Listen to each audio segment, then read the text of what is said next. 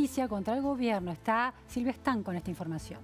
¿Qué tal, Luciana? Sí, como habían anticipado las partes demandantes de esta causa, hoy mismo se llevó a la Corte Suprema un recurso, se presentó un recurso que se llama Per Saltum, con la intención de acelerar los tiempos para que la justicia dé su palabra con respecto al, polémico, controvertido decreto para aumentar las jubilaciones, que aumenta las jubilaciones desde este mes en forma discrecional y que, como hemos contado ya varias veces, lo hace o tiene un efecto de porcentajes diferentes según cuánto gane el jubilado, ¿no? Este decreto que tiene como consecuencia subir un 12,96% el haber mínimo, pero que a más de 2 millones de jubilados se entiende que los perjudica porque se les da un incremento que es inferior al que hubiera correspondido en caso de no estar suspendida la ley de movilidad. Bien. Esto se presenta hoy. ¿Cuánto se tarda eventualmente en que la Corte dé un fallo o dé su opinión sobre si es viable esta acción?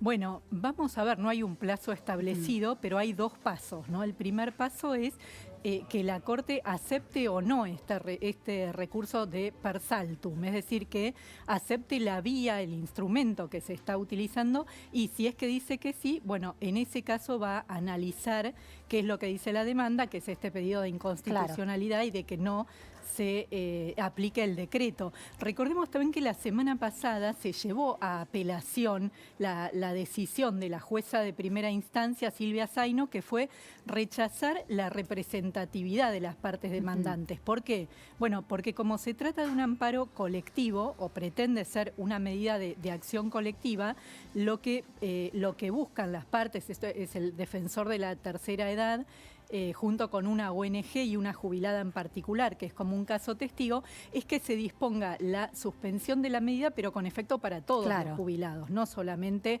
para quienes intervienen directamente en la demanda. Pero la jueza sostiene que que esa representatividad no existe. No existe, claro, que no se cumplieron todos los requisitos que se tenían que cumplir para que en esta demanda en particular estén representados todos los jubilados. Al día siguiente de que ocurrió esto, que la jueza de primera instancia dijo eso, ya se presentó una apelación ante la Cámara Federal de la Seguridad Social, que es como el paso natural que se da cada vez que hay un fallo de primera instancia que no favorece lo que uno busca. Claro.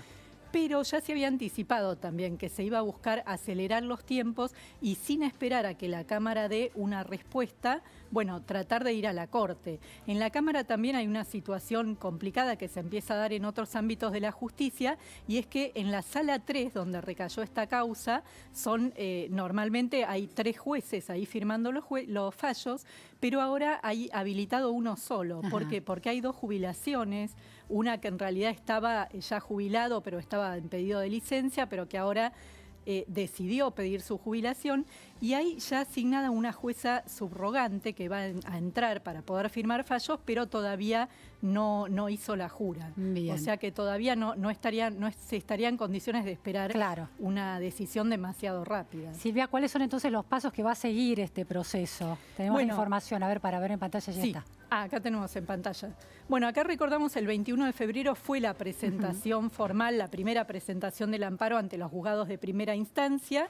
Ahí recayó, como decíamos, en el de la jueza Zaino, que el 3 de marzo rechazó la representación colectiva de las partes, de la parte demandante, y al día siguiente se hizo esta apelación ante la Cámara. Ahora entonces, hoy fue presentado, hoy ingresó a la Corte Suprema este recurso de Per Saltum, este recurso extraordinario, y ahora, bueno, el próximo paso es que los jueces supremos decidan si les corresponde tratar esta causa o no. Y última pregunta, Silvia, el plazo del famoso caso Badaro, ¿no? Llegó también a la Corte. ¿Cuántos años tardó ese caso en resolverse?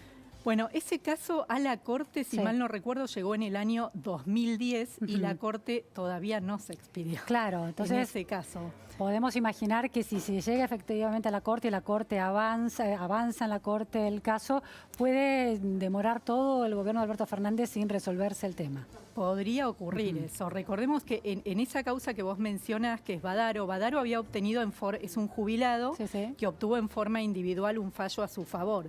Después se presentó el defensor del pueblo de la nación, junto con otras partes, también a decir, bueno, esto que le dijeron a este señor, que sea extensivo para todos los que están en la misma situación. Hubo algunos pasos en la justicia. Cuando llegó a la Corte Suprema de Justicia, la Corte llamó a algunas audiencias, llamó de hecho a funcionarios de ese momento del ANSES. La gente del gobierno, era el gobierno de Cristina Kirchner, presentó números diciendo que iba a ser muy gravoso, muy oneroso para el Estado si salía un fallo favorable, y la causa se fue cajoneando y hasta el día de hoy no se conoce un resultado. Bueno, Joel, que una causa que compromete el destino de jubilados de edad avanzada que quizás no vean efectivamente, porque mueran antes, el resultado, ¿no? Puede volver a pasar esto. Claro, sí hay otras causas referidas a otros temas donde había alguna medida del Poder Ejecutivo que afectaba a todos los ciudadanos, pero en otra cuestión, no jubilados, y ahí sí la Corte aceptó o dio vía a esa legitimidad para regular sobre todo, pero no con jubilados, que justamente es un público bastante más sensible, ¿no? Muchísimas gracias, Silvia Stan, por estas precisiones en torno a un tema que preocupa a jubilados y sus derechos constitucionales. Coronavirus en la Meca.